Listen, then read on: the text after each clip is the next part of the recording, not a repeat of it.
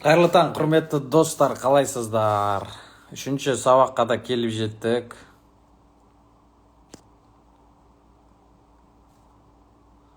Ораза айы құтты болсын, ниеттер қабыл болсын. Барлық арман мақсаттарыңыз орындала берсін, атаң.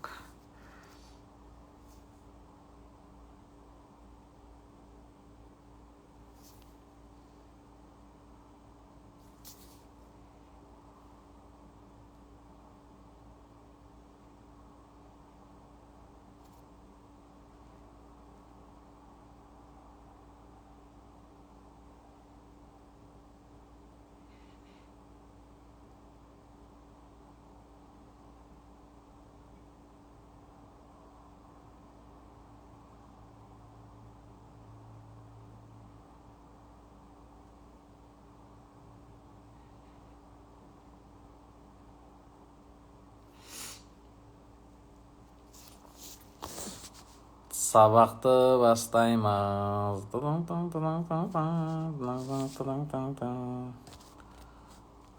Қазір 1 минут күтеміз, 1 минуттан кейін бастаймыз.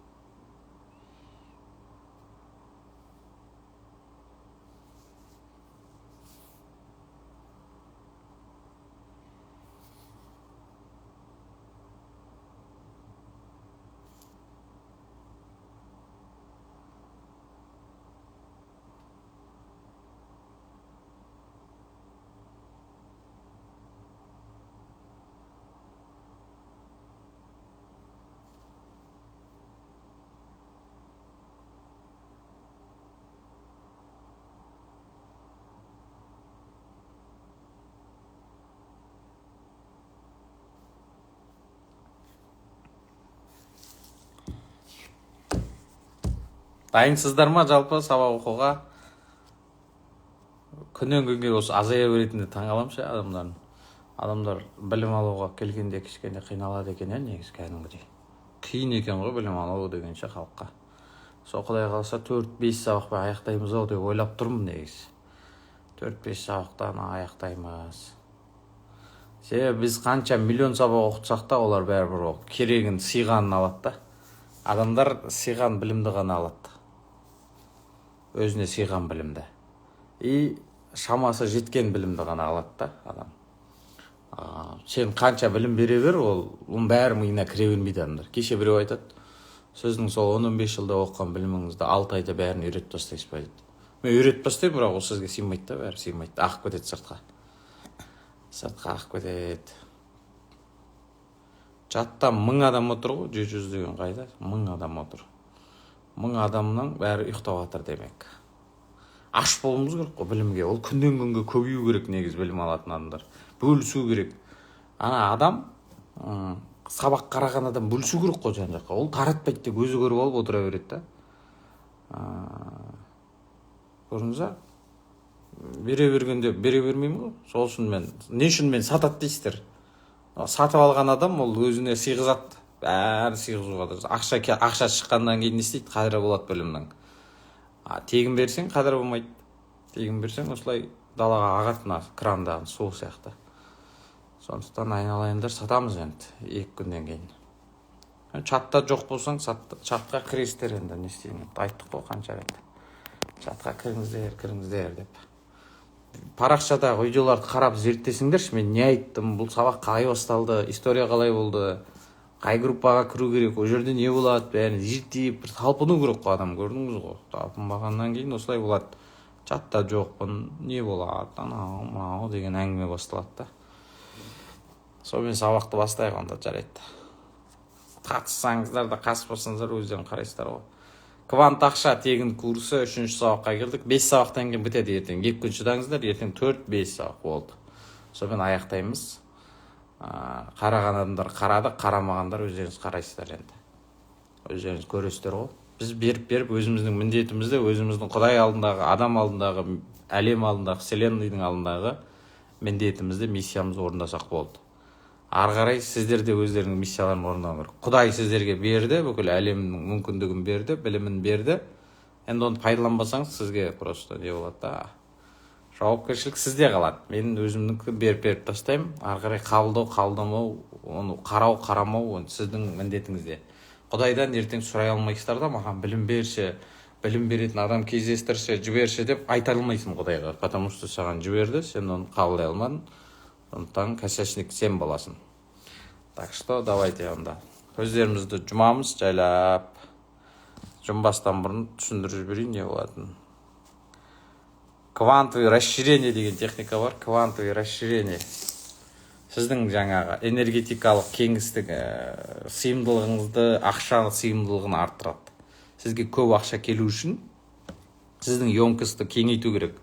Соны квантовый расширение немесе квант кеңею деп атаймыз.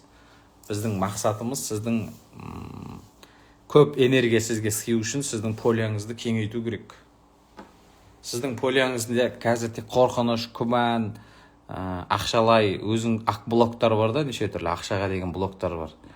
Ақшаға деген блоктар бар, қорқыныштар бар, проблемалар бар сіздің полияңызда. Соны полияны кеңейткен кезде ол ана кішкентай проблема, ақшалай қиындықтар, блоктар түк бір бөлігі болып қалады да, емкістік кішкентай болып қалады. Мысалы, мынандай бір жол бар да, мынандай бір труба бар сізде. Сіздің трубаңыз осындай жіңішке да, мысалы. Осы жерде ақша блогы бар, мына жерде тығылып қалған. Мына жерде қорқыныш бар, мына жерде не бар тағы? Тағы бір күмән ба, бір өзіңіздің бір шектеулеріңіз бар.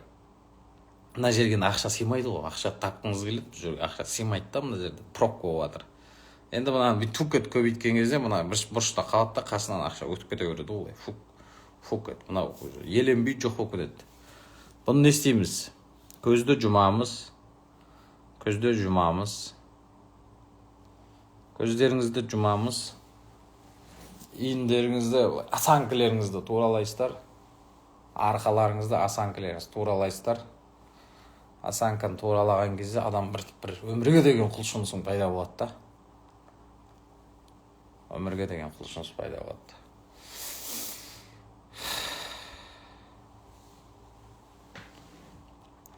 Тұрсың бір жерде, көзіңді жұмып, мұрныңызбен бір демалып жіберейік, бір 11 рет тез. Мұрнымызбен терең демаламыз, ауызбен шығарамыз.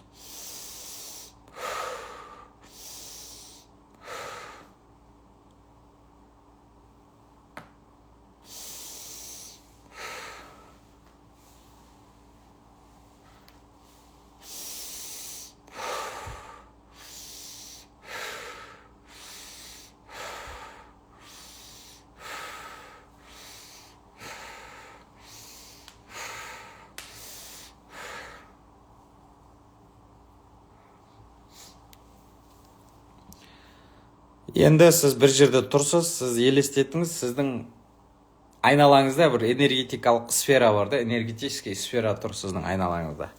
Оның түсі бір ақ болуы мүмкін, сары, алтын түстес болуы мүмкін, немесе кез келген түсті елестетіңіздер. Сіздің бір сыртыңызда бір көбік сияқты бір энергетический поле тұр. Елестетеміз. Энергетический поле тұр. Көзімізді жұмып отырыңыздар, немесе тұрыңыздар, немесе жатыңыздар, көресіздер ғой. Жатсаңыз бірақ болмайды, ұйықтап қалуыңыз мүмкін да. Ана ми деген дайын емес қой әлі. Неге бұндай көзді жұмған кезде адамдар есінейді, есінеп жатқан шығарсыздар қазір. Есінейді, ұйқысы келеді, потому что ана ми қиналып жатыр қазір. Біз миды не істеп жатырмыз? Тыныштандыра алмай жатырмыз. Ми қызып кеткен ғой, выгорать етіп кеткен ми деген. Сол выгоранияны тоқтату үшін ауа жіберген кезде ол ми қиналады да, сізді ұйықтатқысы келеді. Қоя салшы, сосын тыңдайсың ғой дейді. Сөйтіп сізді қасарсады денеңіз. Сіз тұрған кезде айналаңызда бір энергетический бір сфера бар. Ол ақ түс болуы мүмкін, алтын түстес болуы мүмкін, немесе розовый, жасыл, сары, любой түсте елестете бересіз. Жақсылап мұрынмен терең демаламыз. Жаңағы бір көбік сияқты болып тұрған бір сфера деген бір перде ғой, бір перде тұрды айналаңызды қоршап. Бір сіздің энергетикаңыз. Осы пердені жайлап 1 метрге созамыз ары қарай. Кеңейтеміз да, энергетикалық сфераны кеңейтеміз 1 метрге. Яғни сіздің айналаңызда кішкене 1 метр, қолыңызды 1 метрге дейін созсаңыз, бос кеңістік пайда болды.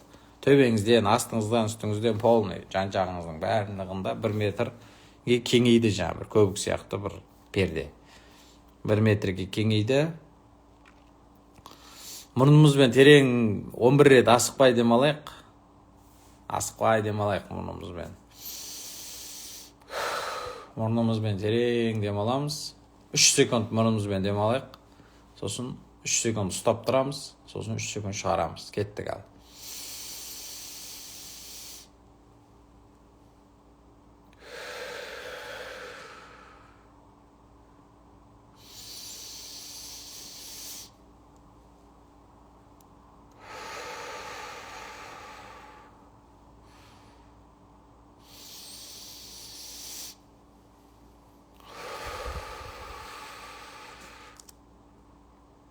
Осылай 11 рет істейміз.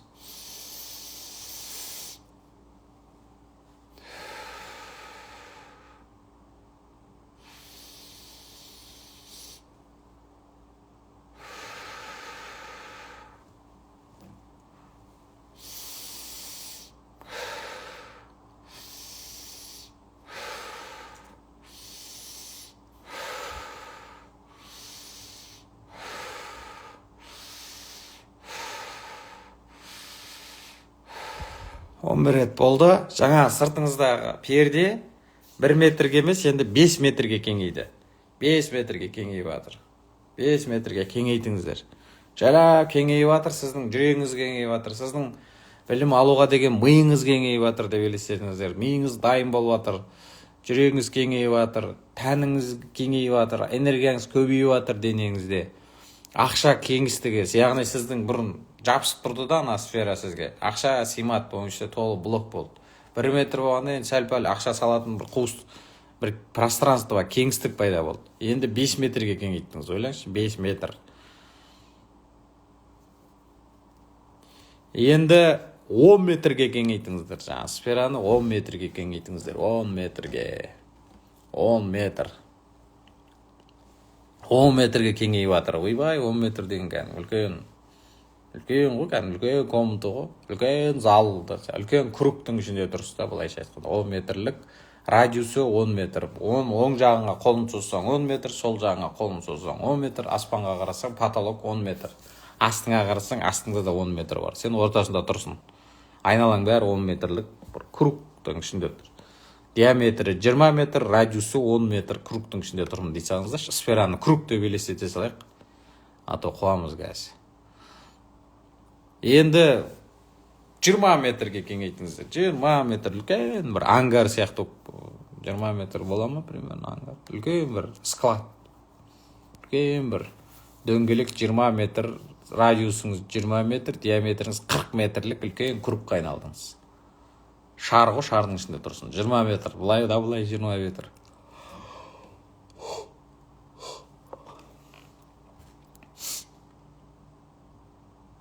Үлкен зал бар үйіңізде, сол залға сиятын круг жасадыңыз үлкен. Залға симайды, потому что залдың потолығы ары кетсе 3,5 метр болады шығар. А сіздің кругіңіз 20 метр биіктігі. Биіктігі былай общий алсақ 40 метр. Асты-үсті 40 метр болады енді. Енді мұрнымызбен терең 5 рет демаламыз. көзімізді жұмып отырамыз, тек менің даусымды естісеңіздер болды.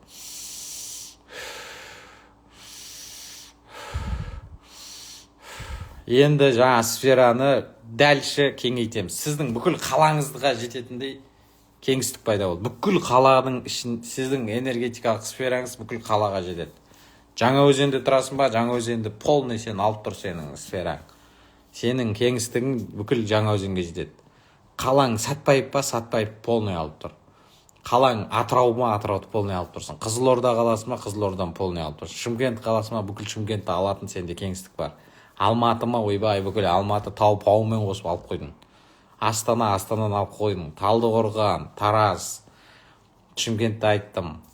Үлкен қалаларды айтайын, ірі қала. Атырау, Ақтау, Ақтөбе, Орал, Қостанай, Сәтпаев, Жезқазған, Петропавл, Павлодар, Қызылжар, Керегу деп айтайықшы. Былай Өскемен, Семей, мына жақта жаңа Қонаев, қазір бұрынғы Қапшағай полный сиіп кететіндей деңгейде сен үлкен неге айналдың? Сфераға. Бүкіл сфераға. Қаланы полный алып тұрсың. Бүкіл мемлекетті алыңдар енді. Бүкіл Қазақстанға жететін кеңістік бар сіздің энергетикалық полияңыздың кеңістігі бүкіл Қазақстанды алып тұр. Бүкіл Қазақстанды алатын болсыңдар сендер кемі 20 миллионнан 200 миллионға табасың негіз. Сондай энергетикалық полияң болатын болса бүкіл Қазақстанды алатын.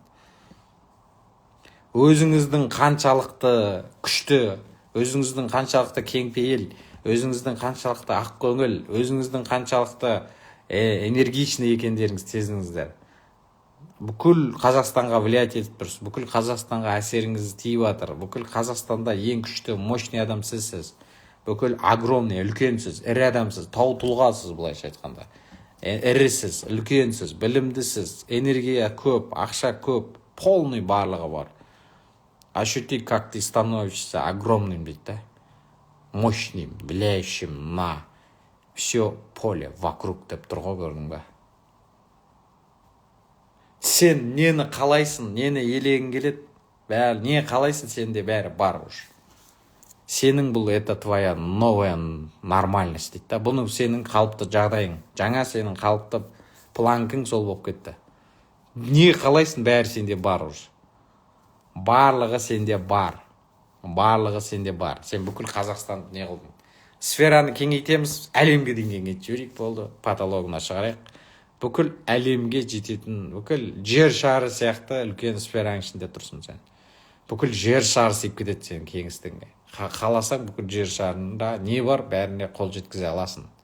Бұл адамды тәкаппарлыққа, менмендікке емес, керісінше энергияны көтеруге, ақша блогын шешуге, сізді кванттық психология тұрғысынан, квант психология тұрғысынан сізді кеңейтуге алып келеді. Квантовый физика бұл жай ғана физика емес. Квантовый психология бұл жай ғана психология емес. Бұл жаңа ғасырдың жаңа білімі. Бұл білімді Қазақстанда мен ғана оқытам, басқа ешкім оқытпайды. Физиканы оқыдым, мен үйретем деген ол далбас әңгіме. Бұны үйрету үшін физик қолу емес, бұны үйрету үшін физиканы білу керек. Мен айтишникпін ғой, мен не только физика, бүкіл искусство, айти саласын білем. Психолог болу керек. Плюс адамның рухани көзі ашық, көкірек ояу болу керек. Құдайдың берген қасиеттері ашылған болу керек. Үшінші көзі ашық болу керек адамның. Көкірек көзі ашық болу керек. Абайдың атамыз айтқандай, көкірек көзі ашылса, хақтың түсір, хақтың нұры төгілер деген сол. Хақтың нұры төгіледі саған. Түсіндіңіздер ма? Бұл кванттық психология деген, бұл кез келген адам баласына беріле беретін білім емес та негізі. Бұны адам оқып түсінген білу керек. Мен оқығанымнан негізі Құдайдың беріп жатқан көп. Мен осы сабақ өтіп бастаған кезде өзінен өзі аузымнан бірдеңелер шыға бастайды да. Аузымнан бірдеңелер шыға бастайды. Аузымнан өзі-өзіне маған бағынбай өзіне өзі сөйлей бастайды. Халықтың ерік жігерін көтеретін сөздер пайда болады. Бүкіл әлем сіздің кеңістігіңізге сыйып тұр. Демек сіз Қазақстанды көтере аласыз. Не только машина, үй, ақша табу, 1-2 миллион табу, 10 миллион тапсам ғой, 50 миллион тапсам ғой деген бұл кішігірім бала шағаның несі да, арман мақсат, құрметті ағайындар. Бұл бала шағаның арман мақсаты. Үй алайын, көлік алайын деген бұл эгоист адамның несі. Өздеріміз жақсы өмір сүрсек болды. Бізге Қазақстанға қазір Қазақстанды елдік дамытатын, Қазақстан мемлекетін көтеретін, бүкіл Азияны көтеретін адамдар керек, құрметті ағайындар. Қарабасымыз, әркіміз қарабасымыз үй машина болса болды деп жүре берсек, біз бытовой деңгейде қалып қоямыз. Біз консюмеризм дейді ғой. Біз потребительский мышлениеден шыға алмай қаламыз. Біз тұтынушылық деңгейде қалып қоямыз. Біз аңнан айырмашылығымыз болмайды. Жесем, ішсем, ұйықтасам, тұрсам, туалетке барсам деген мышлениеден арылу керек, құрметті ағайындар. Қара бастарыңызды ойлай бермеңіздер. Не білесің, тамақ пісіресің бе? Бүкіл елге тегін тамақ пісіруді үйрет. Не білесің, киім тігу ма? Киім тігуді үйрет миллион халыққа, 20 миллион халыққа. Мен миллион халыққа үйреткім келеді, миллион халық тыңдамай жатыр. Енді не істеймін? Заставить етпеймін ғой. Көздері, милары жетпей жатыр білімді алуға. Сіздер көмектесіңіздер, бөлісіңіздер. Тегін нәрсе ғой, тегін сториске мен тектеп бөлісу қиын ба соншалықты? Бір-бірімізге көмектесейік. Мен сіздерге көмектесіп жатырмын ба? Сіздер де маған көп адам осы сабақты қарауына, әрбір сабақ 100 мың просмотрдан қаралса, қаншама адам көз ашылар еді. Қолыңызда не келеді, соны халыққа тегін беру керек қой, түсіндіру керек. Ниетім хақ, міне, ниетім дұрыс деп. Елді ойлайтын кез келді, құрметті ағайындар. Қара басымызды ойлап, үй алсам болды, машина бағана бір 4-ші үйімді алайын деп жатырмын, 10-ші үйімді алайын. 10 үй, 4 үйді көріп, біз өлген кезде үйімдерімізді, машиналарымызды көп бірге алып кете алмаймыз. Ана пространствоға сыймайды, көметін пространствоға. Көметін пространствоға сен ғана сиясың кебініңмен, болды. Басқа ешкім сыймайды ол жерге. Сен 10 үйіңді алып кете алмайсың о дүниеге. 10 машинаңды алып кете алмайсың. Миллиондаған депозиттегі ақшаңды алып кете алмайсың, құрметті ағайындар. Біз тек өзімізді ғана алып кете аламыз, болды. Қалады, мал дүниенің бәрі осы дүниеде қалады. Сол үшін бұл малға дүниеге әуес болмайықшы, мал дүниеге бір жүрегімізді беріп қоймайықшы, өтініш. Елге, халыққа қызмет етіп кетейік, біздің миссиямыз сол негіз бұл. Бұл өмірде әрбір адам өзінің елін, тұратын жерін көркейтіп кету керек. Машинаны, 10 машинаны алғанша соң, бір машинасын айдады, 9 машинасына басқа мектеп сал, білмеймін, балабақша сал, кітапхана сал, көп қой салатын нәрсе. Ғылыми орталық ашайық. Не істейміз оны топырлатып, үйдің әр машинаның бәрін не істейсіздер оны? Ұлтқа, халыққа, елге пайдалы тиетін заттар ашу керек қой. Эсто мен кафе аша бермей. Қазақ ақшасы болса, эсто ашады еркектер, әйелдер кафе ашады. Кафе, көшенің бәрі кафе не болып кетті ғой. Көшенің бәрі кафе, көшенің бәрі ломбард, көшенің барлығы эсто деп мойка ашады еркектер. Мойкадан басқа, кафеден, ломбардтан басқа бизнес жоқ па сонда Қазақстанда? Ашатынымыз, еркектердің ашатын мойка, әйелдердің ашатын кафе, болмаса екеуі бірігіп ломбард ашады, болды. Басқа айналысатын тірлік жоқ. Солай ма? Базарный мышлениеден арылуымыз керек. Барахолканың деңгейінен шығу керек. Білімге ақша салсаңыздаршы, бір білімге қанша көп саласың, сонша. Енді бұл энергетический полияны былай мимен қалай кеңейту керегенін айттым. Бұны тез көбейтудің бірден бір жолы ақша салу. Қанша көп ақша саласың білімге, анау тез кеңейеді. Себебі сен энергия жоқ қой, сенде энергия жоқ та, сен энергияны сатып аласың ақшаға, былайша айтқанда. Ақшаға сен энергия сатып аласың.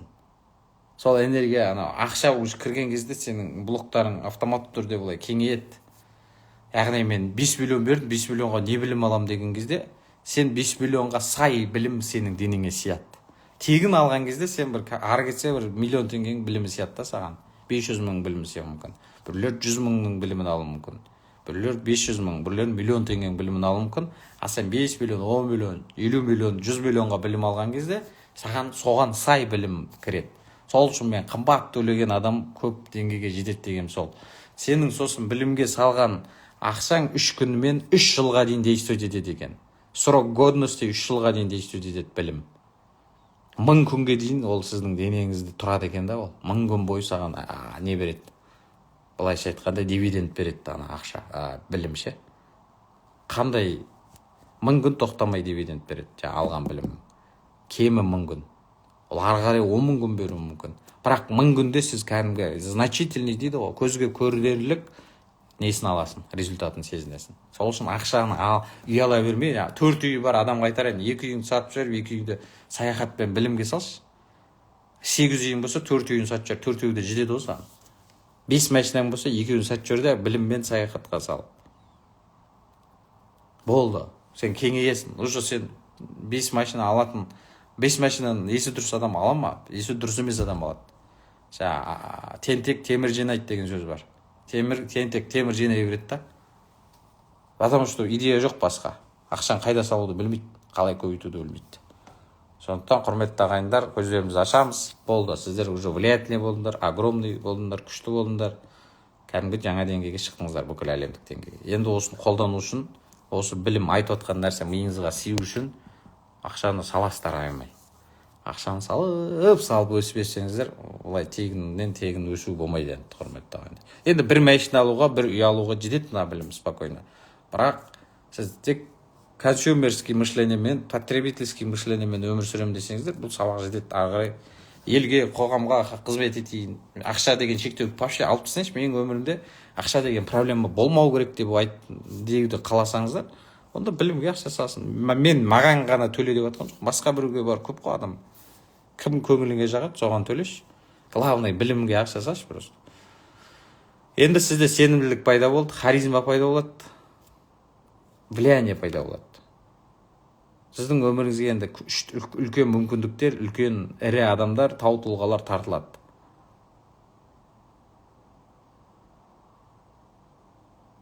Ақша потологын не қыласыз, жарасыз. Сіздің энергияңыз көбейді, енді шектеу жоқ сізде. Түсіндіңіздер ма? Қазақстанның ортасында қалып қойдым ба деп. Қазақстанның ортасында, әлемнің ортасындасыз. Әлемнің, какой Қазақстан? Какой еще Казахстан? Вы что творите? Вы что несете? Не понимаю это.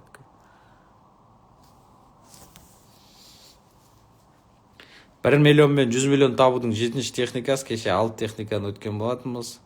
Байлыққа жеткізбейтін қалаудың жоқтығы емес, қорқыныштың көптігі. Барлық адамда қорқыныш көп. Қорқасыздар сіздер. Көлеңкесінен қорқып тұрған. Көлеңкесіне өзі қорқып тұр. Сіз өз қалауыңыздан сіз өз қорқынышыңызды тауып, оны жеңген кезде бай боласың да. Жоқ қылып тастау керек төмен. Қорқыныш деген адамның эмоционал халі ғой, табиғи инстинкт. Қорқыныш бұрынғы заманда адамдар дамытқан. Ең бірінші адамдар қауымы, адам атадан Хауаны бастап, адамдар кішкене жабайлау өмір сүрген ғой басында. Деп сөйлей алмай бүйтіп. Неандерталец болып жүрген кезде қорқыныштың арқасында бұлар үй салуды үйренген. Қорқыныштың арқасында не істеген? Өздерін қорғауды үйренген. Етті пісіріп жеуді үйренген. Басында етті пісірмей шикілей жеген ғой, аңдар сияқты, жануарлар сияқты, хайуандар сияқты. Сөйтіп бір-екі рет қырылып өлген, неше түрлі шикі етте ауру бактерия көп болады екен да, соны жеп өліп қалған.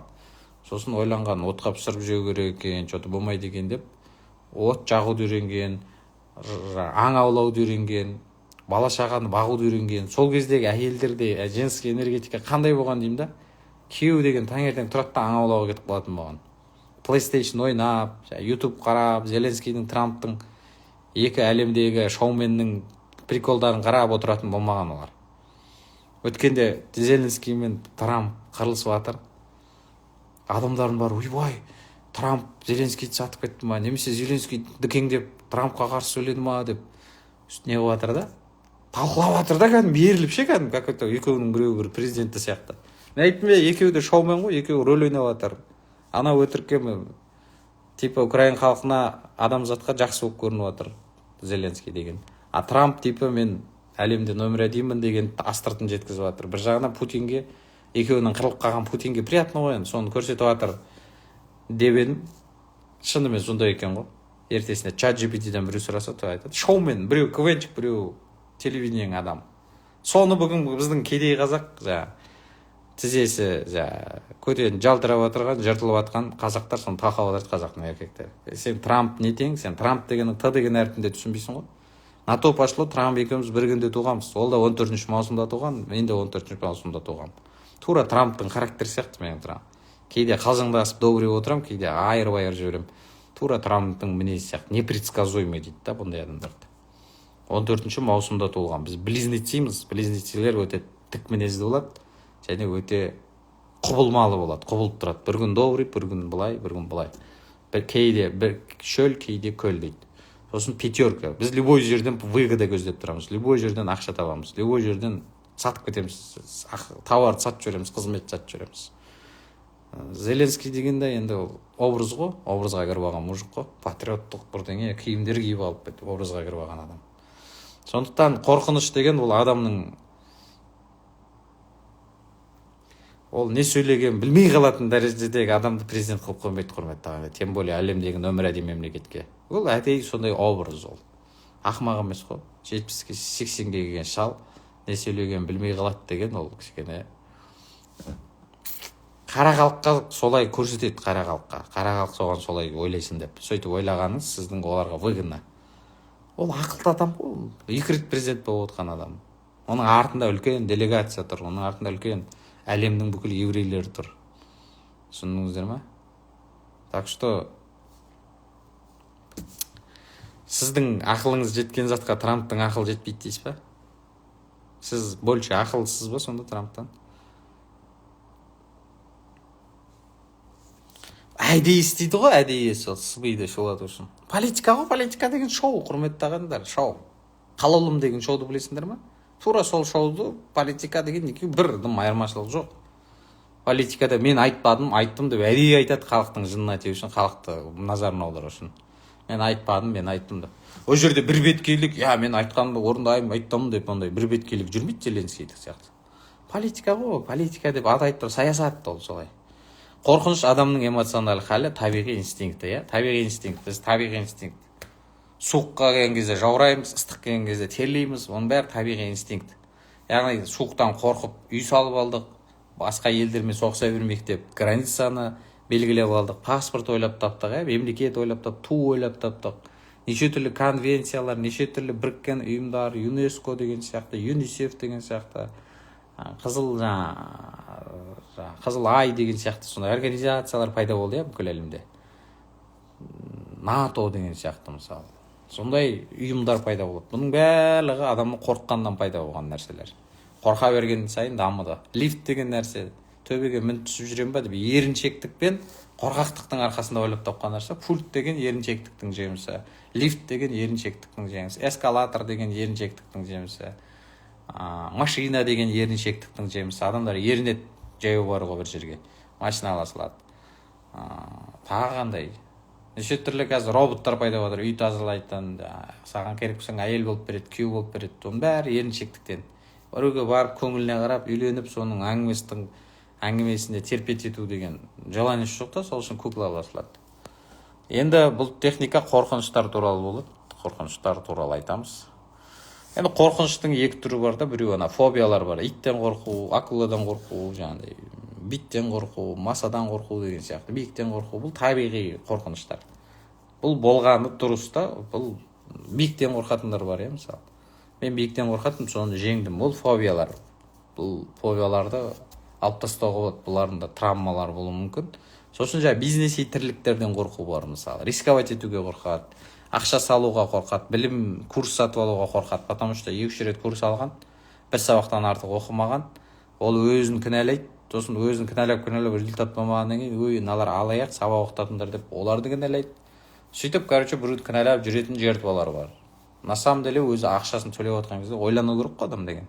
Не үшін төлеп жатырмын, мен оқимын ба бұл нәрсені деп. Әйтпесе қаншама кітап сатып аласыздар, бір бетін ашады, вообще бет ашылмай кітап сатып алған кітаптар толып тұр, мысалы, адамдардың үйінде да, мысалы. Тіл үйренуден қорқу, шетелге көшуден қорқу, жұмыс ауыстырудан қорқу, жұмыстан шығып кетуден қорқу, бизнес бастаудан қорқу. Бұның бәрі осындай қорқыныштар. Мен осы қорқыныштармен күресетін адаммын. Бір жерің ауырса, мұрның ауырса, кімге барасың ғой?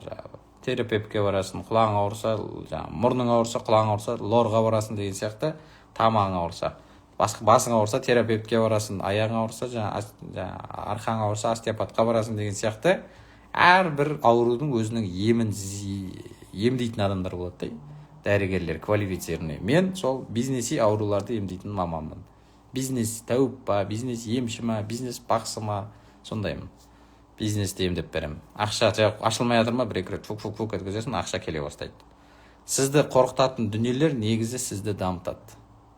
Сіз неден қорқасыз? Сіздің точка ростаңыз не нәрсені? Рилс түсіруге қорқасыз ба, әлеуметтік желіге шығуға қорқасыз ба, соны наоборот жасау керек. Семіріп кетуден қорқасыз ба? Демек сізге арық болсаңыз, сіз айырасыз. Қарызға батудан қорқасыз ба? Әдейі қарыз алып үйреніңіз. Неден қорқасын? Ағысқа қарсы жүзу керек қой. Біз қорқынышты жеңбей келесі этапқа өтпейміз, құрметті ағайындар. Сізді ұстап тұрған сол бір қорқыныш бар. Сол қорқыныштан арылған кезде сіз келесі деңгейге жетесіз. Қорқсаңыз қорқып жүре бересіз. Трамп сетевик болмаған, қартқан әңгіме. Трампты сетевик қылып жүрген, сетевик деп жүрген Роберт Кийосаки шығар. Роберт Кийосаки айта береді, ол менің досым деп айтқанда, бір кітап, мен Трамптың 4 кітабын оқығам. Кийосакидің бүкіл кітабын оқығам. Енді сонда екеуінің бір жазған кітабы бар, Трамп пен Кийосакидің. Сонда Кийосаки айтады, Трамп, Кийосаки бүйтіп айтады ғой, Трамп менің досым, бірдеңе дейді да, енді досым екеуміз жақсылық деп. Сонда Кийосаки жалынып қоймаған ғой Трампқа, жазайық деп. Ол әлі ол кезде президент емес, Трамп Тауэрстің кәдімгі бизнесмен ретінде жүрген кезі. Сонда бір күні Трамп Тауэрске шақырады бұны кітап жазатын кезде. Қоймаған ғой, кітап жазайықшы, барадан кітап жазайықшы деп. Сөйтіп бұл барады, аузым ашылып жатыр дейді. Менде дейді 100 үй бар, недвижимость бар. Бірақ андай небоскреб жоқ дейді. Ана небоскрептің ішіне кіріп бара жатырмын. Мен қобалжып жатырмын дейді. Осындай небоскребі бар адаммен мен кітап жазайын деп жатырмын ба? Небоскребі бар адаммен кітап жазайын деп жатырмын ба деп небоскребқа кіріп баратырмын. 100 этаж ба, 200 этаж небоскребқа баратырмын. Bir кезде офисіне шақырды, бір көмекшісі, бір әйел келді дейді, жасы үлкен. Қазір күте тұрыңыз, Трамп мырза келеді деді. Сөйтіп кіреді дейді. Отырған ғой бұл кабинетінде, 10 минут күтіп отырған. Bir кезде ровно уақытында кіріп келді дейді. Сағат 3 па, 3-тің кезінде, или 11 ма, сондай. 11-де кіріп келді да. 3 минут қана сөйлестік дейді. Бірдеңе деп. Қанша кітап қашаңдай шығады, қанша бет болады, пример, қандай темада жазамыз. Ана көмекшісіне, болды, тыңдадыңыз ба? Бәрін түсіндіңіз ба? Түсіндім деген. Болды онда. Роберт Кийосаки давай сау бол деп амандасқанда 3 минуттан кейін шығып кеткен. 3-ақ минут сөйлескен адамды досым деп жүрген адам ғой ол Роберт Кийосаки. Сол үшін ол Роберт Кийосаки сетевиктерге ұнау үшін Джим Рон дегендер, Брайан Трейси, Сайдмұрат Давлатов, Кийосаки, тағым бар. Джон Максвелл дегендер бар, лидерство туралы айтатын. Бұлардың барлығы сетевиктердің арқасында байыған адамдар. Сетевой компания, Ремуэй, кім, Гербалайф, Джим Рон деген таза Гербалайфтың адамы. Трейси деген, по-моему, қателеспесем, либо Эмуэйдікі, либо Мереки ма, сол екеуің біреуін Эмуэйдікі деймін. Эмуэйдің несі, сетевойды дамытқан тренер. Қысқасы, әр сетевойға бір тренер керек сондай. Маған ұсыныстар болды неше түрлі. Мен кірген жоқпын, нормальный ақша төлемейді да, нормальный ақша төлесем, мен тек бір компанияға не алатын, бірақ Нарбеков деген сол Сайдмұраттың ұстазы, ол енді эсенгичник қой, эсенгичник. Короче, сетевиктер молодец. Сетевиктер елді дамытып жатыр, сетевиктер. Былайша айтқанда өкіметтің 1 миллион жұмыссыз халқын жұмыспен қамтамасыз етіп отқан осы сетевой компаниялар. Сетевой компаниялар, олар елді дамытады. Бүкіл әлем негізі сеттен тұрады. Бүкіл әлем сетевой маркетинг, бір сөзбен айтқанда. Жеті ата, сен атаң тұрады, сосын одан тарайсың, жеті ата. Бұның бәрі сет қой, сетевой маркетинг қой. Жеті атаңды ұмытпа деген сөз. Бірінші поколениеңді ұмытпайсың, сосын екінші асты болады, оның асты болады, осының бәрімен араласуың керек. Яғни бір сет бұның бәрі. Бұның бәрі сет деген қазақтан шыққан сөз ол. MLM дейді, multi-level marketing дейді. Көп деңгейлі маркетинг деген сөз. Егер инфобизнесмендер сетевой маркетингті үйреніп алса, бұл баяғыда жарып тастайтын еді. Блогерлердің бәрінде просто блог бар. Блогерлерде үлкен блог бар. Ақшаға табуға деген. Сосын қорқып табады негізі ақшаны. Сондықтан біз қорқынышты жеңбей келесі этапқа өтпейміз. Неден қорқасыздар, соны істеңіздер. Неден қорқасыздар, соны әдейі болып кетсін да, ол постоянно бір нәрседен қорқып жүре бергенше, сол болып кеткен жақсы. Мен бұрын қорқатым, социальный сетке шығып, танымал болып кетуден қорқатым. Социальный сетке шықсам, біреулер сынауынан қорқатым. Қазір социальный сетке күнде рилстарында сынайды ғой. Өлдім, 1-2 адам жазады, мынауың далбаса әңгіме, мынау бірдеңе деп. Сосын танымал болып кетсем, мен миллион подписчигім болса, ертең маған информационный атака болады деп қорықтым. Ол да болып жатыр, миллион болмай-ақ болып жатыр. Бұның барлығы мен қорқыныштарым бетіме шығып жатыр. Это нормальный, қорқынышқа қарсы жүзу керек, шыдау керек. Ол қорқынышты жеңбей, ол қорқынышты сен еңсермей, сен келесі этапқа өтпейсің. Үстідегілер бай болады, астындағылар қалып қояды. Астындағылар үстіне шығу керек қой сол үшін. Астына құру. Пирамида ғой бұл, пирамида. Сет деген пирамида. Пирамида деген сөз, финансовый пирамида деген бөлек. Просто пирамида да. Өмірдің өзі пирамидадан тұрады. Сен де астыңда ұрпақ өрбітуің керек қой, көрдің ғой. Ұрпақ өрбіте алмайсың ба, онда кірмеу керек. Сосын любой нәрсеге бірінші болып кіру керек. Алғашқы 5-6 айда кіріп үлгермесең, 5 жылдан кейін кіріп, бір жердің көптің бірі, бір жердің кірі болып жүрудің керек жоқ та. Көптің бірі болып жүретін адамдар болады, серый масса болып. Деп ан жаққа барады. Мыналардың проценті көйіп кетті десе, басқа сетке барады. Деп, оны сетевой проституция дейді. Анда бір секіріп, мында бір секіріп жүретін жезөкшелік қызметті атқарады, короче. Анда бір, мында бір. Көрдіңіз ғой. Адам тәнін сатса да, тәнін сатса да деген қалай кетті? Жалпы принципін сатпау керек. Адам саяси және бизнеси жезөкше болмау керек та. Арын сатпау керек адам ең бастысы. Жоқ, танымай дегенмін. Танығымда кеп тұрған шамалы негізі, шын айтқанда.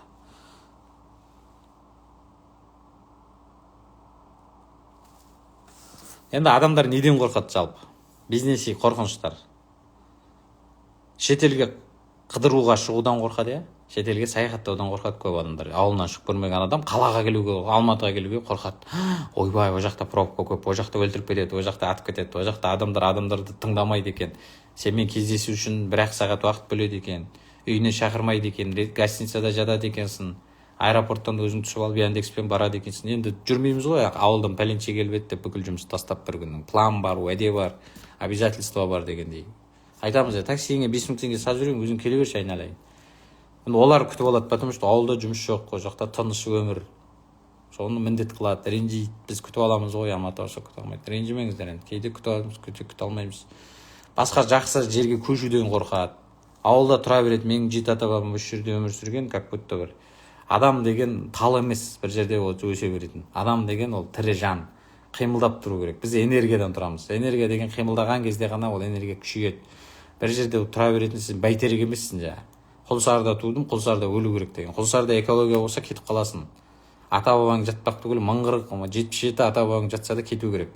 Ата-бабаң сенің жүрегіңде болу керек, сенің физически жаныңда болу не обязательно ол.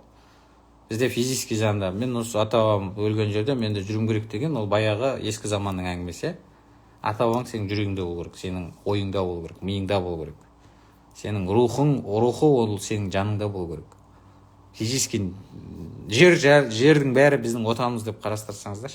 Қазақстан менің отаным, немесе тағы қандай бар. Қазалы менің отаным деп қарамаңыздар. Жаңақорған менің отаным деп. Немесе қай жер, Баянауыл менің отаным деп қарамаңыздар. Бүкіл әлем менің отаным деп қараңыздар. Бүкіл жер шары менің отаным деп қараңыздар. Сонда анда-мында иммиграция жасау оңай болады. Сол құлсардан шыға алмай отыра бересіздер. Құлсарда не ұстап тұр сізді? Құлдық сана ғана ұстап тұр. Құлдықтан басқа ештеңе ұстап тұрған жоқ. Түсіндіңіз ба? Болды. Тіл үйреніп дағды қалыптастырудан қорқады. Бизнес бастап ақша табудан қорқады. Қарақалпақстанда қанша миллион халық отыр, былай шыға алмайды, экология мысалы. Мен сол матрицадан шығып кеткен адаммын ғой. Менің ата-бабам сол жерде жатыр деп отыра берсем, баяғыда жүретін едім. Ауа аяқ деп. Ауа аяқ, Қарақалпақпан деп. Уақақасын аспанға көтереді қарекең деп жүретін едім мен. Мен кетіп шығып кеттім матрицадан. Қазақпын ғой енді былай. Бірақ одан да шығып кетіп жатырмын да мен. Адам болып қалыптасып жатырмын қазір, көрдіңіздер ғой. Сөз салып ұнайтын адамны үйленуден қорқады. Жақсы көрген адамды жақсы көрем деп айтудан ұялады. Қорқады. Ұяламыз дейді, негізі шындап келгенде қорқады да. Қорқудың астарында екі ой жатады. Болмай қалса не болады деген қорқу. Қоя ғой шығып жатырмыз дейді. Қоя ғой шығып жатырмыз. Жоқ болсаң ау, не айтып отырсың? Не айтып отырсың маған? Қазір блокқа тығып шәрменден шығараман. Қойсаң ау. Қорқудың астарында екі ой жатыр, иә? Неге ақша салмайды білімге? Сөйтіп сөйлейді ғой. Ұмытып қалыппын, ой, Қарақалпақстан жұмбарандан өтіп сонда.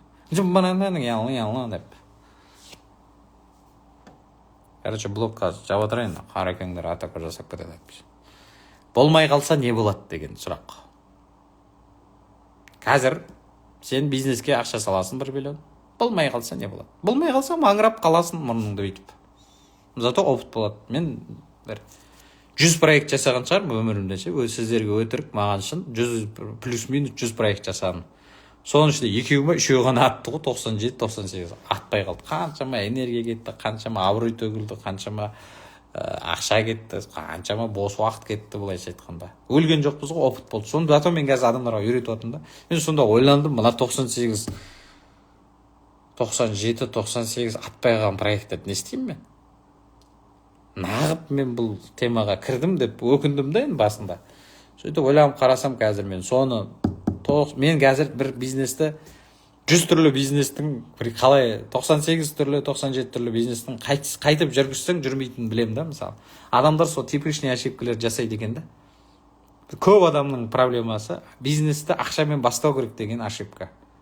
Бизнесті ешқашан ақшамен бастамау керек, бизнесті идеямен бастау керек, бизнесті энергиямен бастау керек. Бизнес бастау үшін ақша керек емес негізі. Бизнес бастау үшін офис алып керек емес негізі.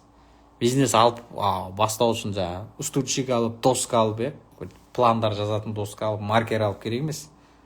Любой кафеге барасың, офис. Любой көшеге барып паркте отырасың, офис. Любой коворкингке барасың, 1000 теңге төлейсің, 2000 теңге төлейсің, офис. Болды. Қазіргі заман бөлек. Компьютерің бар ма, алдыңда, қолыңда соткың бар ма, уже бизнес болды. Сіз не істейсіз? Маған жағдай керек, офис керек, офиста 5-6 адам жүру керек, біреу кофе дайындап, біреу жаңағыдай бір адамдар күтіп алып, ол ондай бизнеске, ондай дәрежеге сен 2-3 миллион, 5-6 миллион тапқанда жетесің да.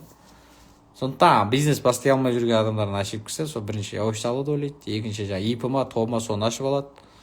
Сосын бухгалтер жалдайды, жоқ ақша, әлі ақша жоқ, бірақ бухгалтер бар да. Клиент жоқ, әлі дым жоқ, соған қызмет көрсететін жұмысшылар алып алады, зарплата обещать етеді оларға. Сосын 2 ай 3 ай клиент болмаған аналардың бәріне қарыз болып масқарасы шығып, бизнесі де құрсын, офисте құрсын, жұмысшылары да құрсын деп травма алып қалады. Бизнесті сен жалғыз жасауың керек. Қасыңа қосылатын адам тегін жұмыс істеу керек. Айтасың, тегін жұмыс істейсің, клиент болса процентіңді аласың, клиент болмаса осылай жүресің менімен бірге деп тәуекелге бара алатын адамдармен бастау керек. Болмай қалса не болады деген сөз, сіз Құдайға претензия айтып тұрсыз, Құдайға условия қойып тұрсыз. Құдай сен мен бермей қалсаң не болады маған? Ойлайды, не болады? Опыт болады. Любой нәрсе опыт. Біз бұл өмірде кемелдену үшін, даму үшін, жаңа деңгейге көтерілу үшін не істеуіміз керек? Біз опытный болуымыз керек, опыт жинауымыз керек. Баяғыда біреу қателеспеу үшін не істеу керек деген ғой. Қателеспеу үшін бастау керек деген. Бастағанда не істейміз? Істеу керек деген. Сосын не істеу керек деген? Қателесу керек деген. Сосын не істейсің? Қателесіп, қайтадан бастау керек деген. Сосын не істейсің? Тағы қателесу керек. Қателеспеуді үйренеміз ғой. Қателеспейтін пенде жоқ, біздің өзіміздің туғанымыздан қателікпіз ғой біз. Сіздердің тұла бойыңыз тұнған қателік. Сіз табиғаттың қателігісіз, былайша айтқанда. Кезінде Хауана деген үлкен анамыз байқамай бір алманы жеп қойып, запретный плодты жеп қойып, қораға кіріп кеткен біздің бүкіл ата-бабамыз. Сондықтан біз ошибкамыз тұрған. Құдайдың айтқанын істемей, жәннаттан қуылып кеткенбіз деген енді бір мифология ғой, енді миф бар ғой. Сол мифологияға сенетін болсақ, бәріміз ошибкадан туғанбыз ғой. Біз денеміз толған ошибка. Біздің сөйлеген сөзіміздің бәрі ошибка. Жазған тексттеріміз күйеуім деген сөз жазылмайды. Күй деп қояды әйелдер. Күйеуім деп жазылмайды қазақтың айында. К-У-И-М күйеуім дейді. Не айтып тұрмын? Түсінбейсің. Күйеуім деген сөз жазалмайсыздар сіздер бизнес бастамақта біліп. Үтір қай жерге қойылады, нүкте қай жерге қойылады, пунктуация деген нәрсені білмейсіздер. Орфоэпия, орфография, неше септік бар десем, кім біледі қазір, ешкім айтып бере алмайды. Көмекші септігінің жалғаулары қандай десем, ешкім айтып бере алмайды. Көрдіңіздер ғой. Көп нәрсе білмейсіздер негізі. Ньютонның бірінші заңы қандай, екінші заңы білмейсің. Көрдің ба? Паскаль деген кім десем білмейсің. Оның бәрін сұрап отырсам, мектептің ОБТ тапсыруға тура келеді да, мысалы. Сондықтан көп нәрсені білмейміз. Біз толған, денеміз, тұла бойымыз тұнған қателік, енді қателік жасамаймын деп тыраштанасың да. Сен өзіңнің денеңдегі қателіктерді түсінбей, миыңдағы қателіктерді түсінбей, сен қателік жасамайтын деңгейге жетпейсің. Біз қателік жасай беріп, наоборот, түзелеміз. Сондықтан болмай қалса опыт болады. Білім аласың, результат алмадың ба, опыт болады зато. Бизнес жасайсың, жүрмей қалдың ба, опыт болады. Опыттан қашсаң, ешқашан опытный болмайсың. Жұртқа масқара болмаймын ба? масқара болсаң да жер көтереді, жеңілгенде жер көтерер дейді. Масқара болғанда любой хейт ары кетсе 24 сағаттан 48 сағатқа дейін не істейді, олай пигіне шығады былай деп. Біздің билік 2 күн бір нәрсе қатты шулап кетсе, басқа бір әнші ма біреуді бірдеңені білдіріп жібереді, бәм сол әншіні талқылап жатқан кезде ана проблема басылады. Блогерлерге бір тиісіп қояды, әнші подписчигі көп бір адамның көтін ашып жібереді, сонымен былқ атаған кезде отвлекающий маневр. Мысалы өткенде ана Мақатаевты айтқан Алишер Теменовке біраз жерден алып жерге салып жүрді. Негізі сол кезде бір үлкен проблема болып жатқан. Қандай проблема болды? Бір су проблемасы ма, бір проблема дау-дамай болып жатты әйтеуір, бір конституциялық бір проблема, мемлекеттік. Соны басу үшін ананы шығарып жіберді. Алишер жертва болып кетті, козел отпущения болып кетті да. Сондықтан елді шулататын бірдеңені таратып жібереді. 2 күннен аса қатты халықтың негативі көбейіп бара жатса, сосын халық ананы талқылап кетеді. Ана бір рет Айканың тізімі деген бір жезөкшелердің тізімі шықты. Сосын кімнің тізімі шықты? Блогерлердің тізімін шығарып жіберді жақында анау налогты қабылдау үшін. Сосын эскортницалардың тізімі шықты. Эскортницаға баратын Қайрат Нұртас бастаған клиенттердің тізімі шықты. Біраз тізімдер шығып жатыр. Оның бәрі не сен? Ақымақ дейсің ба, полицейский деп отырғандар? Оның бәрі политика, оның бәрі идеология. Сондықтан сондай зат шығарып жібереді. Жұртқа масқара болу это нормально. Жұрт қандай адам масқара болады? Абыройы көп адам масқара болады. Подписчигі көп адам, ақшасы көп адам масқара болады. Қарапайым, күнін көре алмай отқан тізе шыққан кедейді масқарасы шықпайды. Ол и так масқарасы шығып жатыр. Оны ешкім танымайды, оны ешкім обсуждать етпейді. Сен байсың ба, сен танымалсың ба, сен постоянно масқара болуға, елдің алдында абыройың төгіліп қалуға дайын жүруің керек. Абырой деген нәрсе ол понятие растяжимый ғой тоже. Репутация деген нәрсе ол әркімнің восприятиесі әртүрлі да. Любой бір ешкім судан ақ сүттен таза емес. Абайды ұрып кеткен қазақ, Иисус Христосты өлтіріп тастаған тобыр, Абайды ұрып кеткен тобыр, ол сені де ұрып кететініне гарантия жоқ, өлтіріп кетеді надо. Тобырмен ойнауға болмайды, тобырда ақыл жоқ, көпте ақыл жоқ, ебін тапта басқара бер деген Абай атамыз айтады. Яғни тобырда не жоқ, ақыл жоқ. Жұрт қалай көрсетеді, соған деп шулай береді. Сондықтан тобырлық психологияны басқару үшін, түсіну үшін сен иммунитетің болу керек өзіңнің. Ақпараттық шабуылға деген иммунитетің болу керек. Информационный атакаға деген понятие болу керек та сенде. Сондықтан көп адам бай болмайды, танымал болмайды, рилс түсірмейді. Неге? Потому что шыдамайды андай. 2 адам сын айтса ауырып қалады ол. 2 адам сын айтса ол ауырып қалады, 10 адам сын айтса ол өліп қалуы мүмкін. Яғни ол не? Періштедей пәк болып өмір сүргісі келеді. Ешкім мен туралы жаман нәрсе айтпау керек. Мен судан, ақ сүттен таза, белый, пушистый, сондай күшті адам болып өмір сүргісі келеді адамдар. Ақша болған жерде, танымалдық болған жерде сен туралы өсек қатар жүреді. Так что это нормально. Өсек это тоже энергия ғой. Біреудің негатив энергиясы шығару керек қой адамдар. Сол олардың позитив энергиясы саған келеді, сенің негатив энергияң оған барады.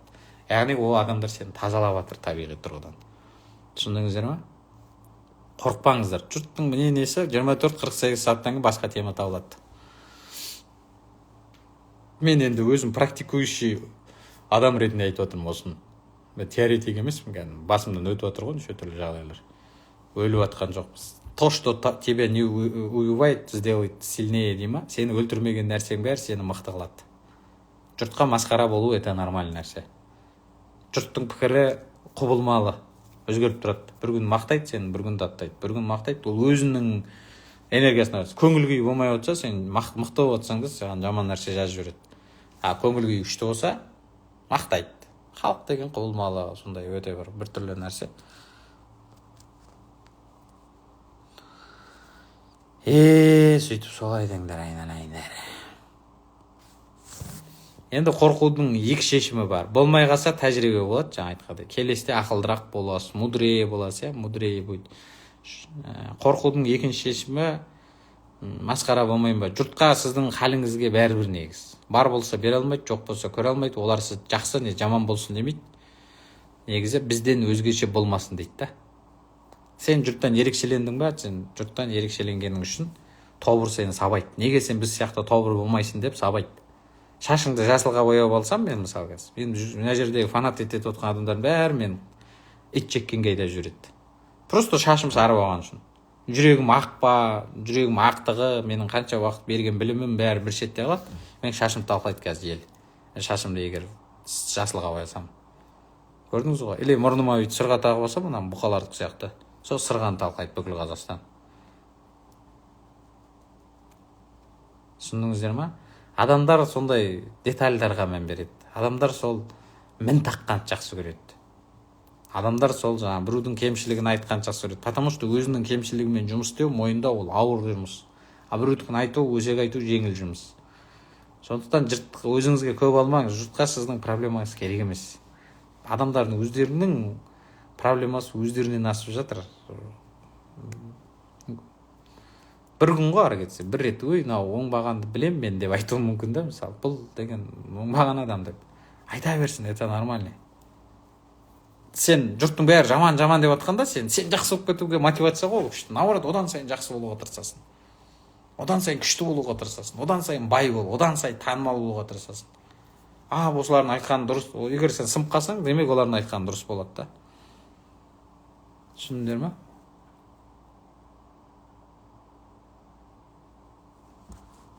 Ұнап жатыр ма сабақ? Енді қорқыныштың себебін анықтайтын 4 сұрақ бар. Бір нәрсе болса, несі жаман деп не аласыздар? Сұрақ қойасыздар. Бір бизнес жасағыңыз келіп жатыр, бизнес жасап кетсем, болып кетсе, жүріп кетсе бизнес, несі жаман? Бірінші, сенен көп ақша сұрайтын адамдар пайда болады, екінші, сенде жауапкершілік пайда болады, жаман жақтар. Үшінші, сенде уже баяғыдай еркін болмайсың, кішкене байланасың бизнеске. Бұл бірінші сұраққа 3 жауап. Екінші, болса несі жақсы? Болса о еркін боласың, ақша таба бастайсың, білім ала бастайсың, мүмкіндіктер ашылады, шетелге шығасың, масштабқа шығасың, жақсы жағы. Бұл екінші сұраққа жауап. Үшінші сұрақ, болмаса несі жаман? Бизнеске жүрмей қалды. 1-2 ай айналыстың, 5-6 ай айналыстың, 1 жыл айналыстың, 1 жыл жүргізіп тырыстың, жүрмей қалды.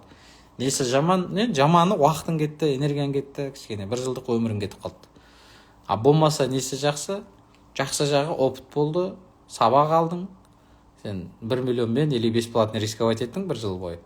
Это нормально. 10 миллиардпен рисковать еткенде не болатын еді? Демек сен келесіде мудрее боласың. Сен мудрец болып кеттің, дана болып кеттің, данышпан болып кеттің, ақылды болып кеттің, тәжірибелі болып кеттің. Бизнестің жүрмей қалған пайдасы осы. Осы 4 сұраққа жауап берген кезде адам истинный не шығады? Себебі. Түсіндіңіздер ме? Қорқынышты осы немен. Болса несі жаман, болса несі жақсы, болмаса несі жаман, болмаса несі жақсы деп шешім қабылдайсыздар. Болды. Енді 8-ші техниканы ертең жасайық. Бүгін сәл-пәл энергия болмай тұр, енді жасыратыным жоқ. Жарайды, бір техника айтып жүрек. Ақша энергиясы деген техника бар.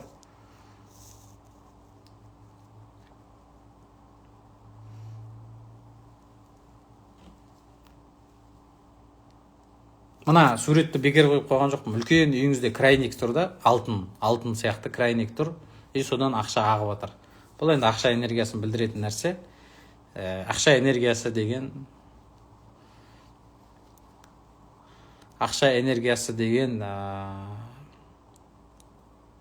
ана екінші сабақта айттым я, кімнен үйренгенімді.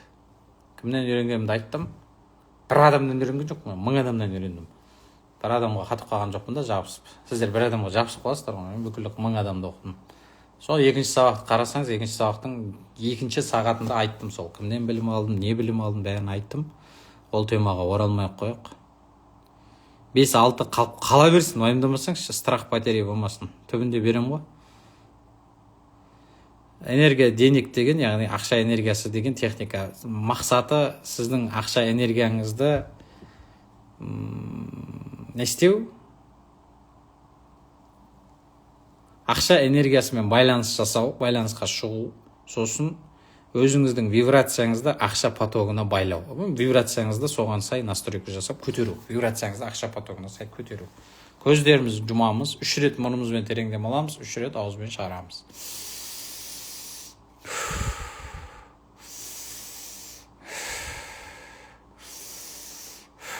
Осылай 3 рет дем алыңыздар, көздеріңізді ашпаңыздар. Сіздің алдыңызда мына крайник тұрды, жаңа фонда тұрған үлкен үйіңізде крайник тұрды деп елестетсеңіздер, бұл сіздің ақша потогыңыз былайша айтқанда. Бірақ одан ешқандай ақшада, суда, дымда ағып жатқан жоқ. водопад сияқты дегіз ағу керек қой ақша аспаннан, бірақ ағылмай тұр. Енді осы крайниктің ақша потогы деген осылай визуально осылай елестетіп жатырмыз да. Осы ақша потогы деген нені елестетеміз, оның энергиясын елестетіңіздер, оның вибрациясын елестетіңіздер. Жаңа крайниктің күшін елестетіңіздер. Күш көп қой. Соны қазір крайникті бұрайсыздар, төбеске шығып тұрып бұрайсыздар да, астында тұрасыздар да шомыласыздар ақшаға. Крайникті бар күшіңіз салыңыз да крайникті бұраңыз. Ана қатып қалған ғой крайник, тат басып қалғанда. Полный крайник ашылмаған ғой қанша жылдан бері. Су ақпаған, ақша ақпаған. Сол крайникті бар күшіңіз салып бұрайсыз. Сосын ақша ағайын да басына 1000 теңге, 2000 теңге түсіп жатыр. Тиындар түсіп жатыр басында, жайлау астында тұрасыз. И бүкіл ақша үстіңізден су сияқты ағып жатыр. Ана крайниктің астында тұрсыз, үлкен крайниктің астында. Водопад сияқты су не ағып жатыр, доллар ағып жатыр. Сол доллардың, евроның, юань, теңге, рубль, лира, қандай ақша, дирхам, мирхам, бәркелі ақша бар. Сом, сум. Қолыңызды жайыңыздар бүкіл әлемге. Мен қабылдауға дайынмын деген сияқты да, типа. Сосын бүкіл клеткаңызды ақша энергиясы кіріп жатыр. Бүкіл денеңіздегі аяғыңыздың, бәшбәйіңіздің тырнағынан бастап шашыңыздың биттеріңізге дейін ақшаны сезініп жатыр. Басыңыздағы өріп жүрген сірке, бит, қайызғаққа дейін сезініп жатыр. Майланып кеткен шашыңыздың майларына дейін сезініп жатыр, былайша айтқанда. Жүндеріңізге дейін сезініп жатыр ақшаны. Бүкіл қай жерде қандай жүн бар, бәрі сезініп жатыр. Бүкіл клеткамыз сезініп жатыр. Бүкіл денемізде кванттың барлығы ақшаны сезініп жатыр. Ақшаға малынып жатырсыздар ғой, былайша айтқанда, ақшаға шомылып жатсыздар. Осы уақытта ойша немесе дауыстап, қасыңызда ешкім болмаса дауыстап айтыңыз, қасыңызда біреу болса ойша айтыңыз, айтпаса қуып кетті, мынау бір сектаға кетті деп ойлап жүрер. Мен ақша потогына ашықпын деп айтыңыздар. Мен ақша потогына ашықпын. Маған ақша оңай және жеңіл келеді. Оңай және тез келеді дейікші. Ақша маған оңай әрі тез келеді. Ақша маған оңай әрі тез келеді. Мен байлықтың магнитімін. Мен байлықтың магнитімін. Мен ақша потогына ашықпын. Маған ақша оңай әрі тез келеді. Мен байлықтың, молшылықтың, тоқшылықтың магнитімін деп айтасыздар клеткаларыңызбен. Бүкіл жаңағы денеңізде бір ғұсыл алған кезде бүкіл жеріңе су теу керек деп айтады ғой, сол ақшамен ғұсыл алыңыздаршы. Жұрттар сумен ғұсыл алса, сіз ақшамен ғұсыл алыңыз да бүкіл денеңізге. Ақша көп қой, потому что қуанышты сезіңіздер, іштегі қуанышты, іштегі шектеулер кетіп жатыр, қуанышты сезіңіздер, алғыс айтыңыздар. Құдайға осындай сезімді берген Құдайға алғыс айтыңыздар. Құдайдың жаңағы идеологиясын, сізге идеясын жеткізіп отқан маған алғыс айтыңыздар. Полный, абсолютный сенімділік пайда болсын. Аллаға деген тотальный вера, абсолютный уверенность пайда болсын. Ақша уже саған келіп тұр, ақша саған келе жатыр. Оған еш күмән болмасын, қорқыныш болмасын. Алып таста қорқынышы да, күмәні да құрсын, керек емес. Алып таста, керек емес. Сезін, ақша уже саған келіп тұр. Ақша уже қазір телефоныңды ашсаң, ақша түсіп жатыр саған. Ақша көп әлемде, бүкіл әлем толы ақша, бүкіл әлем толы байлық. Неге бүкіл әлемнің, бүкіл Қазақстанның миллиардтаған, триллиондаған ақша саған жетпей қалады? Потому что өзің жеткізгенін қаламайсың. Жетіп кетсе, ертең оны біреуге беру керек, қайдадан жұмсау керек деп қиналасың.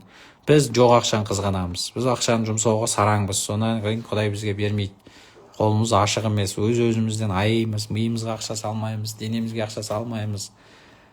Білімге ақша салмаймыз, денсаулыққа ақша салмаймыз, сараңбыз. Өз-өзімізден түскен ақшаны айымызды тыға береміз, бір жерімізге тыға береміз.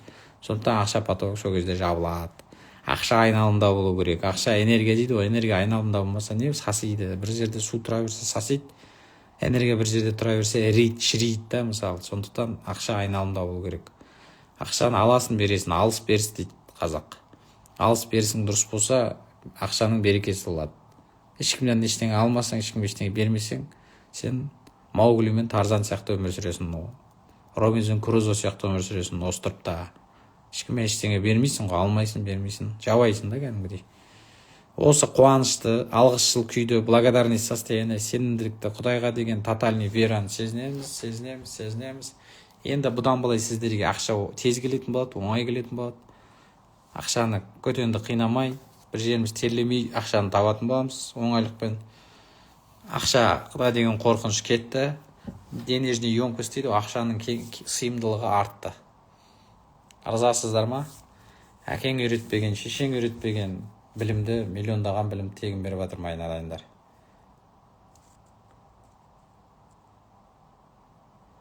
Әке шешеңнен көрмеген жақсылықты көріп жатсыздар ғой мен. Сондықтан ораза айында дұғада болыңдар. Нұрлан мырзада ешқашан қарыз болмасын, Нұрлан мырзаның шәкірттері миллионға жетсін. Қазақстанды биыл бітіріп, келесі жыл әлемдік деңгейге шығып кетсін деп, Қазақтан шыққан Тони Робинсон болуым керек қой мен. Қазақтан шыққан Брайан Трейси болуым керек. Қазақтан шыққан хотя Сайдмұрат Давлатов болуымыз керек қой.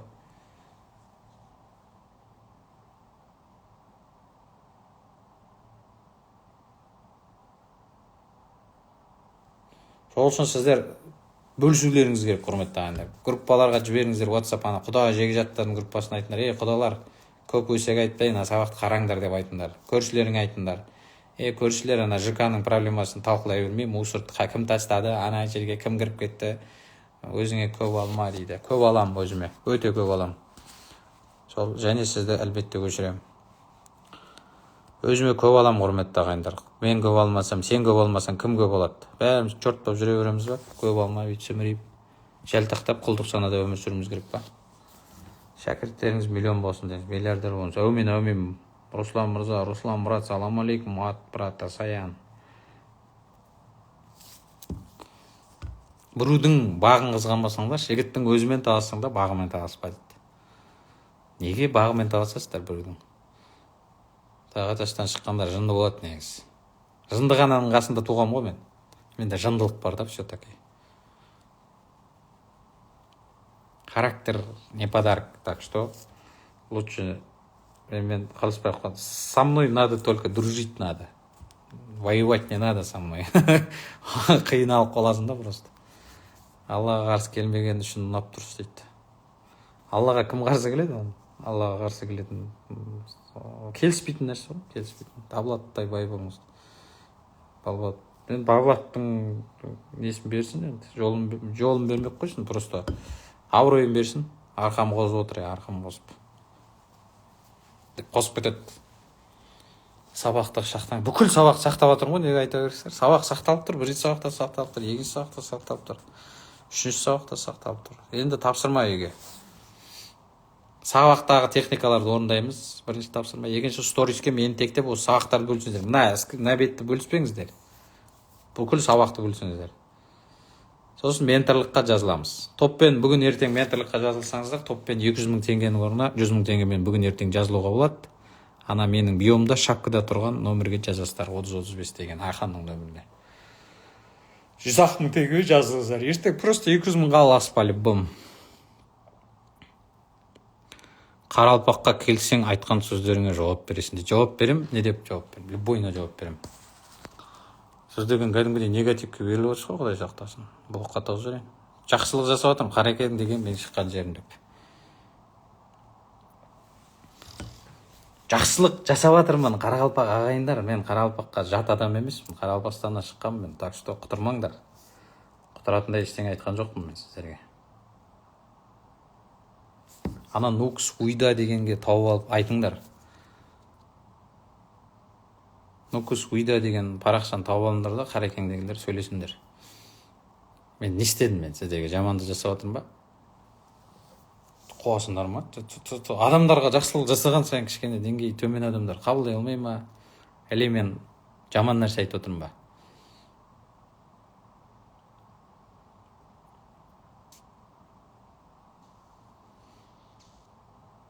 Кенжегүл жаман нәрсе айтып отырмын ба? Айтыңызшы.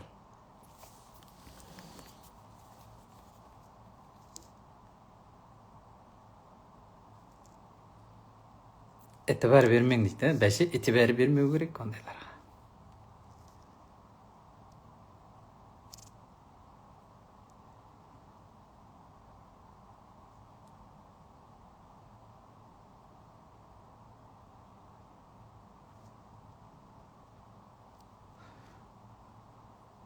тобыр деген қиын, шынымен.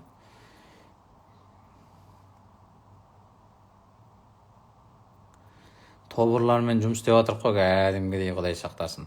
Уаққақасын аспанға көтереді қарекең дегеннен Қаралпастанның мықты әні ғой. Оны мен бір мотивация ретінде айтып отырмын ғой. Өзіміздің қазақта да жерден алып жерге салып жатырық қой. Адамдар чересчур серьезно, түсінбейді екен да қалжыңда. Дұрыс қызғаныш, өте дұрыс қызғаныш. Еркек па әйел ма түсінбедім кім екенін. Мен барамын ол кісіге, басымды көтеріп барамын бет. Уаққақасын аспанға көтереді қарекең деп. Тобыр деген стада деген сөз ғой, мал деген сөз ғой, бір сөзбен айтқанда. Тобыр деген малдардың жиынтығын тобыр дейді. Стадный мышление дейді ғой орысша. Тобырлық психология, тобырлық ойлау жүйесі. Адам көп болған кезде адам өзін бас істемей қалады да, тобырдың несімен жүріп кетеді. Түсінігі жоқ адамдар көп екен ғой деді. Ол адам болмайды, ол санасын тазала, басқа жерін тазала. Уаққақасын аспанға көтереді қарекең. Сіздерге жаныма шығанын айтып отырмын ғой. Кейде намыстарыңызға тиіп айтамын, кейде күлдіртіп айтамын, кейде жылатып айтамын, кейде жүрекпен айтамын, кейде миымен айтамын, кейде арқамыз қосып кетіп арқамызбен айтамыз. Бірақ ешқандай ұлт өкіліне, дін өкіліне, ешқандай халыққа жаман сөз айтып жатқан жоқпын. По факту әңгімелер айтып жатырмын. Сондықтан ымға түсінбеген дымға түсінбейді, дұрыс айтады, өте дұрыс. Сондықтан мені бір баяғыда абай атамыз шындықты айтамыз деп тәжіп қалған, сол сияқты халықтың көзін ашамын десең не істейді? Адамдар көтере алмайды, эгосы көтере алмайды, сасық көкірек көтере алмайды. Тапсырманы түсіндіңіздер ғой, да? Бүгін Құдай қаласа ретрит бастайын деп жатырмыз, 4 күндік. Сол ретритке табыс тілеңіздер. Алматы қаласынан қазір сағат 10-нан бастап келіп ретритке қатысам деп талпынып отырсаңыздар, күшті жеңілдігі жасап берем. Ақталмаңыз, сіз ақталып кеттім кәдімгідей, ақталып кеттім, қорқып кеттім кәдімгідей. Кім біреуге жаман сөз айтып қойдым ба деп. Қайдан білеймін мен. Аузымнан шығып кетуі мүмкін ғой, енді бірдеңені қатты айтып жүру мүмкін. Эфирде отқаннан кейін. Давайте онда, сау болыңыздар, энергиямыз тасып нұрланып, ретритке келем десеңіздер, 10-ға адресті берем. Келесте. Рахмет, аман сау болыңыздар, құрметті ағайындар. Сау болыңыздар, энергиямыз тасып нұрланып, көп нажимай квантический чукун кетіп шайық. Күшті жеңілдік деген Мұхтар Қайратович, сіз қайдасыз? 300 мың теңгенің орнына 200 мың теңге, 150 мың теңгемен бересіз. Сосын 4 күнде ақша тапсаңыз, бірақ қалғанын қойып бересіз. Ақша таппасаңыз ренжімейміз. Ретрит Алматыда болады. Қанша күнден бері стористе айтып жатырмын. Менің стористерімді қараңыздар, рилстарымды қараңыздар. Сол үшін колокольчикті басып қою керек. Менің шыққанын бірінші рет көру үшін, бірінші болып көру үшін колокольчик басып қойыңыздар, жарай ма? Әйтпесе көрмей қаласыздар, көп 1040 адамға жазылып алғансыздар. 1040 адам ішінде көрмей қалуыңыз мүмкін. Сондықтан маған колокольчик басып қоясыздар да, уведомление келіп тұрады. Сондықтан баршаңызға рахмет, аман сау болыңыздар, құрметті ағайындар. Мына сабақтардың бәрін сақтап қоямын, бөлісіңіздер, қараңыздар, ертең 6-та 4-ші сабақта көрсеміз. Сау болыңыздар. Уаққақасын аспанға көтереді қарекең.